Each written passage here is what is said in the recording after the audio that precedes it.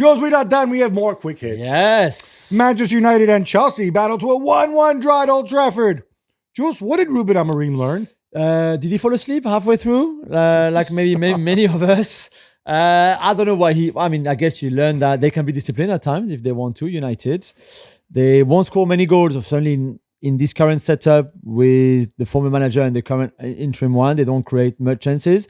Maybe he would have been a little bit disappointed by Chelsea and the way they played compared to what they've been doing in recent weeks, because it was a poor game of football, let's be honest. Yeah. So for most of it, especially the first hour or so. I thought Chelsea were better in the first hour. And then I thought at the end they had some wobbles. But right now... they were sloppy, I thought. Both teams. They got a point. They're up there. But, man, like, it does feel that when the other team gets disciplined defensively, unless Cole Palmer switches on the light, it's a struggle. Yeah, it is. And meanwhile, Gabi, Manchester City lose a Premier League game, after 32 matches unbeaten away at Bournemouth 2-1. Yeah, and look, first of all, max respect to Bournemouth. Incredible. This does not come out of the blue. This comes after a draw away to Aston Villa and everyone's tactical god, Unai Emery. It comes after a win against Mikel Arteta. Yeah. And look, shall we make it a trifecta of Spanish managers? Nice. Pep Guardiola, the first Bournemouth manager. Andoni Iraola happens to be Spanish as well. Maybe he identifies as Basque. I don't know. Yeah. But the point here is Bournemouth played really, really well against them. Bournemouth won the XG battle, which is pretty amazing because that includes those 2 close-range chances for Erling Haaland at the very end. Again, but I want to talk about Pep because Pep said, I played Kyle Walker, who was terrible. You know, he hadn't trained in 19 days, came back, trained for 6 minutes, and then I started him. And not only did you start him, I might add, you played him for 90 minutes. Yeah. Why? You had Rico Lewis on the bench who came on. Maybe you didn't think that Rico Lewis could match up with Semenyo or Tavernier. But the guy who trained for 6 minutes. And this is what I kind of struggle with about, obviously they have injuries and obviously Rodri's a big loss and whatever else. And I'm not going to question Pep has a right to do whatever he wants. And he's often been successful at being unorthodox. I'm just wondering, wow, this is a logic I don't understand. I'm sure he has his reasons. Kevin De Bruyne is back fit. You're chasing the game. Okay, he can't play much. But at least can you not come on to hit a free kick or a set piece or something with a little more quality than what was out there? Bernardo Silva, to me, looks tired. Looks like he's played too much. And I think Pep realizes that. Savinho, another one, on the bench, didn't come on. Jeremy Doku comes on for 5 minutes. He can play for 5 minutes, but he can't play for... It seemed weird. I think they got to get it together very, very quickly. We can't just pin this all on the fact that Rodri's out. There obviously are other issues at play here, right? Yeah, and they haven't been good for a while. It's not just new on Saturday where they could not match up with the intensity and the press of Bournemouth. They just haven't been good recently. They keep conceding goals, falling behind. They've won a lot of points from losing positions. Good for them to come back, but they're games like this one where you don't come back. And they could have won if Haaland puts a shot away, and the Foden at the end. The last 10 minutes, Bayern cruise past previously high-flying Union Berlin, 3-0. Jules, 3 wins, 12 goals scored, none conceded since the debacle in Barcelona. All well again? Well, I think this might be one of the stories of the season for them. They are clearly they're too good for a lot of the teams in the Bundesliga. But then the way they play, especially defensively, the way they are exposed in transition will cost them against better team, whether in the Bundesliga or in the Champions League. So they were very good before the Barcelona game. And then obviously we know what happened there. Now they are good again until the next time they meet somebody as good. That's true. I feel like it's going to be like that pretty much for the whole season. I thought Joshua Kimmich and Alphonso Davies, and of course Musiala, but we know about Musiala. Yeah. I thought those guys deserve a shot. They got contractual stuff going on. They've got potential distractions, and I thought they came together very nicely. And Kingsley Coman was amazing. Again, we mentioned him also on Thursday. Inter need VR in the 8th minute of injury time to Everton, a Venezia goal, and get all 3 points. Gab, they gave up a lot of chances. Sommer made like 2 incredible saves. Okay, so a couple of things here. So first of all, on the goal, I thought it was a goal. And then I watched the replay and I see the ball hits the guy's wrist. Yeah. And then you have to disallow it. This isn't intentional, non-intentional. Ball comes in straight off your arm. It's cruel, but it's cruel, but whatever. Yeah. They gave up a ton of chances. I agree. They also created many, many more chances. And you know, I always say, I worry more when you're not creating chances. Yeah. Now obviously you don't want them to play this open. This game could have easily finished 5-3 to Inter, and nobody would have batted an eyelid. Yeah. They do need to tighten up at the back, but again, this is where he's got the options, he's got the rotation. I expect him to be a lot tighter against Arsenal midweek. How about some love for Tottenham Hotspur, Jules? Big Ange's crew go a goal down in the first half and storm back in the second to beat Unai Emery's Aston Villa. Yeah, he left James Maddison on the bench, for example, which I thought was quite a brave call. Maybe more stability in midfield with Sarr and Bentancur. And Villa started well, and Villa had chances. The XG is 1.8 or something like that, to Spurs 2.6, and Spurs still scored 4 goals. They were clinical. Solanke, who hadn't had a shot on target in the 6 games previous to this match, scored 2 really good. Well, one is a really good finish, especially the first one. So well done to them. 3 times now they scored 4 goals at home. Everton, West Ham, and this. Solanke in 5 games. gives you so much effort even when he's not scoring, and I True, think Postecoglou appreciates that. Yeah, true, but he needs to shoot, and he needs to shoot on target as well.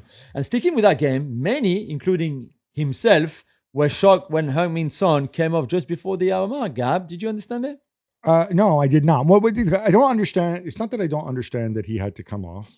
Ange explained afterwards, he's coming back from injury, blah, blah, blah. He said he's never going to play more than 55 minutes. Fine, you take him off. But even if it looks odd that you take him off after he delivered that ridiculous assist for Brennan Johnson's equalizer. But that said, presumably you've told him before. He's your captain. This is a terrible look to have Heung-min Son saying, what, me? Like, Heung-min Son, who, by the way, is probably the least problematic, controversial guy in the Premier League, certainly among the big players.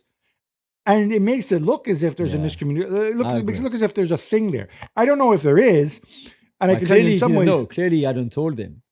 Or he clearly maybe wasn't paying attention. I don't know.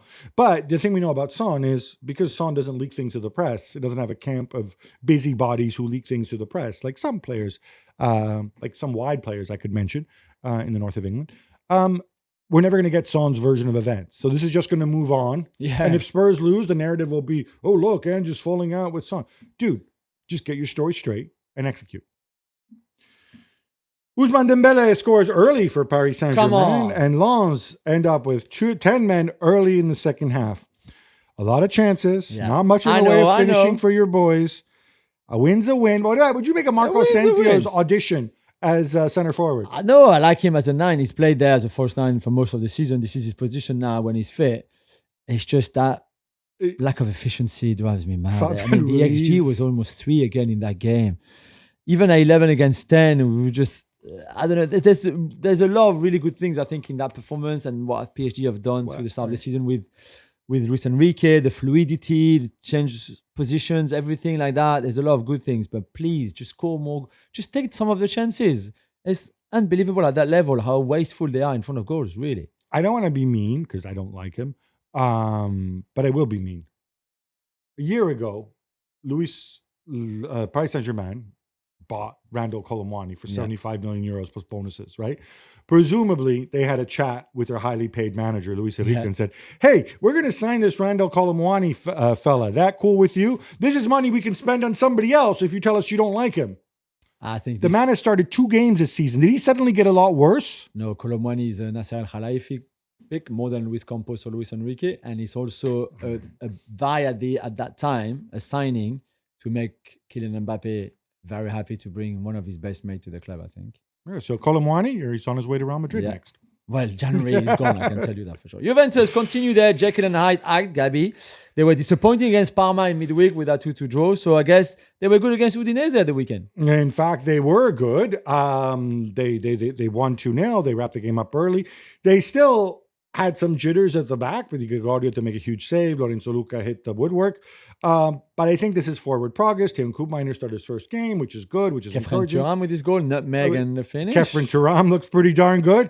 Yeah, it's good, but this is a young team with a new coach who's changing everything. They will be inconsistent. This was way back on Friday, but Al Nassr were held to a 1-1 draw by El Hilal, and you were there, Jules. Yeah. Tell us about the experience of what I assume is your first Saudi Pro League It derby. was my first. It was my first time in Saudi Arabia to start with, in Riyadh. It was my first time at a Saudi Pro League game. It was amazing. I have to say, the atmosphere.